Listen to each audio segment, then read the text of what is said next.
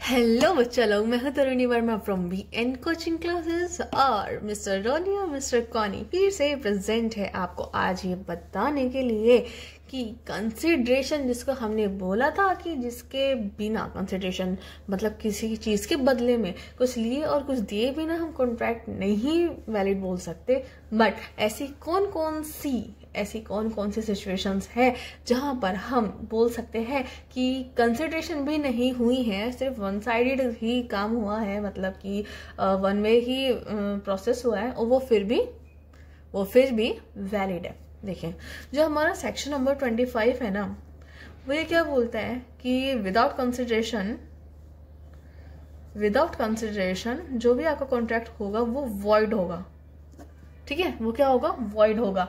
But exception क्या बोलते हैं? Exceptions are always there. Exceptions में बोलते हैं सबसे पहले वाला पॉइंट है natural love and affection. Natural love and affection. अब आप कहेंगे नेचुरल लव अफेक्शन क्या होता है यार, नहीं समझ आ रहा है? तो कोई बात नहीं, समझाने के लिए मैं हूं ना, मैं बता रही हूं आपको। नेचुरल लव एंड अफेक्शन, देखिए, पेरेंट्स अपने बच्चों से प्यार करते हैं।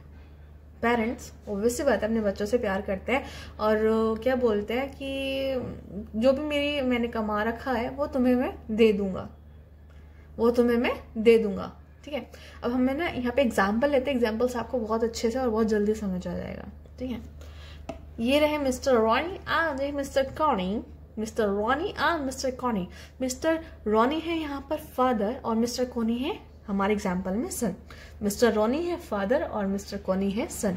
मिस्टर रॉनी ने कहा एक बार ऐसे ही कॉनी से खुश होके कि मैं ऐसा कर दूंगा कि तुम 3 भाई बहन हो तो अपनी प्रॉपर्टी का 50% हिस्सा मैं कॉनी तुमको दे दूंगा। रोनी ने बोला कि अपनी प्रॉपर्टी का 50% जो भी पार्ट होगा मैं वो तुम्हें दे दूंगा कॉनी। तो कॉनी इसके बदले में तो कुछ नहीं दे रहा है ना अपने फादर को, रोनी को तो कुछ नहीं दे रहा है कॉनी। पर यहाँ पर जो इनके बीच में कॉन्ट्रैक्ट हुआ है, जो रोनी ने बोला है कॉनी को कि मैं आपको अपनी 50% पार्टीशन दूंगा अपनी प्रॉपर्टी में से, तो वो क्या होगी? वैलिड होगी। ठीक है, वो कॉन्ट्रैक्ट वैलिड होगा। क्लियर है यहाँ पे? नेक्स्ट, यहाँ पे हम एग्जाम्पल और भी ले सकते हैं हस्बैंड एंड वाइफ का। अगर हस्बैंड वाइफ को बोलते हैं कि मैं ऐसा करता हूँ कि ना ये जो 10 लाख रुपए की एफडी है ना, ये मैं तुम्हारे नाम पे ट्रांसफर कर दूंगा। यहाँ पे वाइफ तो हस्बैंड को कुछ नहीं दे रही है ना, पर हस्बैंड वाइफ को वो देंगे। ठीक है, हस्बैंड वाइफ को वो देगा और अगर नहीं देता है तो वाइफ उसके अगेंस्ट केस भी कर सकती है। ठीक है, तो जो ये वाला कॉन्ट्रैक्ट होगा कि भाई जहां पे हस्बैंड बोल रहा है कि मैं तुम्हें 10 लाख रुपए दूंगा, तो ये क्या होगा? वैलिड कॉन्ट्रैक्ट होगा। नेक्स्ट है एजेंसी। एजेंसी में क्या बोला है? देखिए, एजेंसी में ना एक तो होता है मालिक और एक होता है जो बंदा एजेंसी होल्ड कर रहा है। ठीक है, एग्जाम्पल के लिए हम मान लेते हैं मर्सिडीज। ठीक है, मर्सिडीज हमारी, आप मान लीजिए जो मिस्टर रोनी है वो मर्सिडीज के ऑनर है। ठीक है, मर्सिडीज के ऑनर है, तो मिस्टर कोनी को चाहिए इसकी ब्रांच, इसकी एजेंसी चाहिए, क्योंकि वो कार सेलिंग में एक्सपर्टीज रखते हैं। तो मिस्टर रोनी क्या करेंगे? एक सिर्फ कॉन्ट्रैक्ट ही तो साइन कराएंगे मिस्टर कोनी से कि भाई मैं आपको इतने महीने इतनी कार सेल करूंगा और आपको मुझे बदले में इतने पैसे देने हैं। वो आप कितना भेजते हो कितना नहीं भेजते हो, और हाँ, इसके बदले में मैं आपको कमीशन भी दूंगा। मिस्टर रोनी क्या साइन करवाते हैं मिस्टर कोनी से कि मिस्टर रोनी 1 महीने में एग्जाम्पल 10 कार भेजेंगे मिस्टर कोनी को एजेंसी के थ्रू, मतलब एजेंसी के लिए, और इसके बदले में वो कमीशन भी देंगे। और मिस्टर कोनी क्या करेंगे? बस वो सेल ही तो करेंगे, और जो उससे आ रहा है, जो उससे सेल होके पैसे आ रहा है, और वो भी एक डिसाइडेड अमाउंट वो मिस्टर रोनी को दे देंगे। ठीक है, मिस्टर रोनी को दे देंगे। अब आप मुझे एक बात बताइए, यहाँ पे मिस्टर रोनी अपनी कार दे रहे हैं मिस्टर कोनी को और वो उन्होंने बेच दी। बेचना ना बेचना वो तो बात की बात है, बट हाथों हाथ तो कोई कंसिडरेशन नहीं हो रही है ना। मिस्टर कोनी ने तो वो खरीदी नहीं है ना, नहीं खरीदी है ना, तो एक तरह से वो क्या है, एजेंसी है। बल्कि मिस्टर रोनी इसके बदले में उसको कमीशन भी दे रहे हैं, ठीक है, वो उसको कमीशन भी दे रहे हैं। तो यहाँ पे क्या बोलते हैं कि जो एजेंसी होती है उसके लिए कंसिडरेशन की जरूरत नहीं है, क्योंकि जो इतना भी सारा सामान है, जितना भी सारा माल है, वो मालिक ही देता है, वो ऑनर ही देता है एजेंसी वाले बंदे को। और एजेंसी वाला बंदा जो सेल होके अमाउंट आई, जो सेट कर रखी होगी, वो उसको दे देगा। जैसे मतलब अगर मान लो थोड़ा सा आप एग्जाम्पल में कंफ्यूज हो रहे हो, मिस्टर रोनी ने मिस्टर कोनी को कहा कि मैं आपको 10 कार्स मंथ की सेंड करूंगा और आपको एक कार 20 लाख ईच, ठीक है, एक कार आपको 20 लाख में सेल करनी पड़ेगी और आप चाहे इससे ऊपर कितनी भी रखो, वो आपकी मर्जी है, ठीक है, मैं इसमें नहीं लूंगा और इसके बदले में आपको कमीशन भी दिया जाएगा। क्या दिया जाएगा? आपको कमीशन भी दिया जाएगा। तो यहाँ पे मिस्टर कोनी जब कभी सेल होगी, उसे पैसे आएंगे, तब जाके तो मिस्टर रोनी को देंगे ना। तो यहाँ पे क्या हो रहा है, एजेंसी यहाँ पे क्रिएट की जा रही है।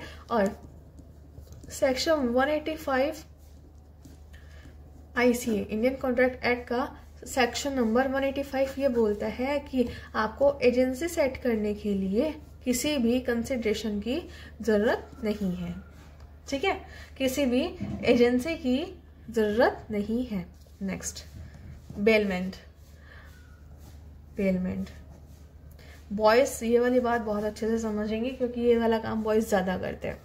बेलमेंट का मतलब होता है किसी सामान को यूज करने के लिए दे देना, किसी को यूज करने के लिए, ठीक है। मिस्टर रोनी ने कहा, चलो नाम चेंज कर देते हैं, रोनी की जगह अब बोल देते हैं Rocky and cocky, Rocky and cocky, ठीक है। कॉकी ने कहा, sorry, Rocky and cocky friends है। रॉकी ने कहा कॉकी से, क्या भाई मुझे ना अपनी बाइक दे दे, मुझे अपनी बाइक दे दे, मेरे को राइडिंग के लिए जाना है। मिस्टर कॉकी ने कहा चलो ठीक है भाई, ले ले, तू अपना दोस्त है, यार है, जिगरी है, ले ले। तो क्या हो रहा है यहाँ पे, मिस्टर जो ये रॉकी है, ये क्या ये कॉकी को कुछ दे रहा है इसके बदले में? ना, सिर्फ जो कोकी है, जो कोकी है, ये कोकी ये अपनी बाइक दे रहा है रॉकी को यूज करने के लिए, रॉकी को यूज करने के लिए, ठीक है, समझे। नेक्स्ट, चैरिटी, ठीक है। चैरिटी में एक क्या होता है, एक जो बंदा होता है, ठीक है, यहाँ पे जो रॉकी है वो किसी ऑर्फनेज को या किसी ओल्ड एज होम को कुछ भी डोनेट करता है, उसके बदले में तो उससे कुछ नहीं लेना है, कुछ भी नहीं ले रहा है। तो यहाँ पे जो चैरिटी है वो भी एक वैलिड कॉन्ट्रैक्ट है, वैलिड कॉन्ट्रैक्ट है। अगर रॉकी ने बोला कि हाँ मैं आपको डोनेट कर दूंगा, किसी मान लीजिए ओल्ड एज होम है कोई, वहां पे बोला है कि मैं आपको 1 करोड़ रुपीस डोनेट करूंगा, 1 करोड़ रुपीस मैं आपको क्या करूंगा, डोनेट करूंगा, और वो नहीं करता है, तो ये इसके अगेंस्ट केस फाइल कर सकता है, ठीक है, क्योंकि ये हमारा वैलिड कॉन्ट्रैक्ट है जिसको ICA ने परमिट किया है कि ये कॉन्ट्रैक्ट होगा वैलिड। सो गाइस, हमारा नेक्स्ट पॉइंट है कंप्लीटेड गिफ्ट। कंप्लीटेड गिफ्ट का मतलब ये है किसी को गिफ्ट दे दिया तो आप उसको वापस नहीं ले सकते, आप इसको वापस नहीं ले सकते, ठीक है। मतलब हमने क्या कर दिया, इसको ट्रांसफर कर दिया, हमने इसको ट्रांसफर कर दिया, तो उस वाले गिफ्ट को हम वापस नहीं ले सकते। ये क्या होगा, हमारा completed gift. Next, compensation for past voluntary services. Past voluntary services के लिए अब देखो यहाँ पे सबसे इंपॉर्टेंट पॉइंट जो आप ध्यान रखना, अगर किसी बंदे ने, अगर किसी इंसान ने पास्ट में अपनी मर्जी से किसी को कोई सर्विस दी है, अगर किसी बंदे ने पास्ट में अपनी मर्जी से कोई किसी को भी सर्विस दी है और सर्विस लेने वाले बंदे ने कहा है कि मैं आपको पेमेंट करूंगा, और सर्विस लेने वाले बंदे ने कहा है कि मैं आपको पेमेंट करूंगा, तो यहां पर ये कॉन्ट्रैक्ट वैलिड होगा, यहां पर ये कॉन्ट्रैक्ट वैलिड होगा। ठीक है, जैसे मिस्टर रॉकी की तबीयत खराब थी, ठीक है, या फिर आप ये छोड़ो कि मिस्टर रॉकी कहीं जा रहे थे बाइक से, उनका एक्सीडेंट हो गया, तो मिस्टर कॉकी ने क्या करा, उनकी हेल्प करी, उनको हॉस्पिटल ले गए, उनकी फैमिली को बताया, और थोड़ा भाई फैमिली उनकी दूर थी, आने में 3-4 दिन लग गए, इतने मिस्टर कॉकी ने उनकी टेक केयर की। तो मिस्टर रॉकी खुश होकर क्या बोलते हैं कि आपने मेरी इतनी हेल्प की, मैं आपको 10 लाख रुपीज दूंगा इसके बदले में, मैं आपको 10 लाख रुपीज दूंगा इसके बदले में। तो यहाँ पे जो हमारा ये कॉन्ट्रैक्ट होगा इन दोनों के बीच में, वो होगा वैलिड कॉन्ट्रैक्ट। वो कॉन्ट्रैक्ट क्या होगा हमारा, वैलिड कॉन्ट्रैक्ट होगा। क्यों? क्योंकि ICA 1872 मतलब इंडियन कॉन्ट्रैक्ट एक्ट 1872 को परमिट करता है कि अगर आपने पास में कोई वॉलंटरी सर्विस की है, अपनी मर्जी से आपने कोई कुछ काम किया है और उसके बदले में वो काम लेने वाला बंदा आपसे बोलता है कि मैं आपको पेमेंट करूंगा, तो आप वो पेमेंट लेंगे, और अगर उसने नहीं दी तो आप इसके लिए केस भी फाइल कर सकते हैं। ठीक है, ठीक है, आई होप ये आपको ये वाला पॉइंट तो समझ आया होगा। एंड नेक्स्ट पॉइंट है हमारा प्रॉमिस टू पे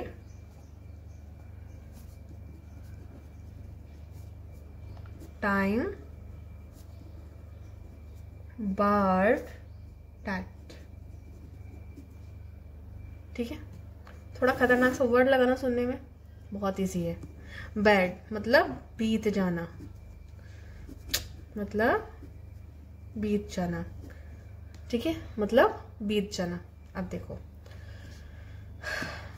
मिस्टर रॉकी ने मिस्टर कोकी को कोई अमाउंट दिया था, सपोज 5 लाख। मिस्टर रॉकी ने मिस्टर कोकी को कोई अमाउंट दिया था 5 लाख रुपीज। मिस्टर कोकी कहते हैं कि हाँ दूंगा, हाँ आज दूंगा, हाँ दूंगा, हाँ कल दूंगा। ऐसे करते करते करते कुछ टाइम बाद क्या हुआ, 1.5-2 महीने बाद उसने कॉल उठाना ही बंद कर दिया। मिस्टर कॉकी ने कॉल उठाना ही बंद कर दिया और वो गायब हो जाता है। फिर वो कॉल नहीं उठाता है, उसका घर जाता है, उसका घर नहीं पता लगता है, कोई उसका रिश्तेदार उसको नहीं जानता है। ठीक है, तो यहाँ पे मिस्टर रॉकी क्या सोचते हैं, भाई ये अपने 5 लाख रुपीज तो पानी में डूब गए, ये 5 लाख रुपीज जो है मेरे, ये तो पानी में डूब गए। पर 2 साल बाद कहानी में ट्विस्ट आता है। क्या?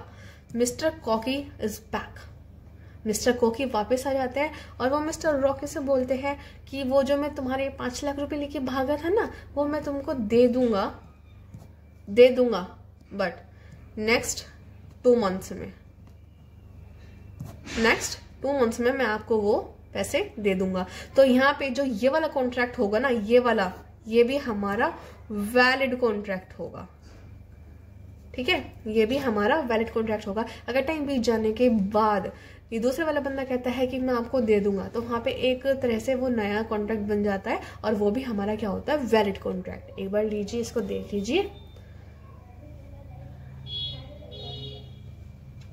सो आई होप गाइज आपको आज का लेक्चर समझ आया होगा। तो मिलते हैं आपसे नेक्स्ट लेक्चर में। Till then thank you and take care.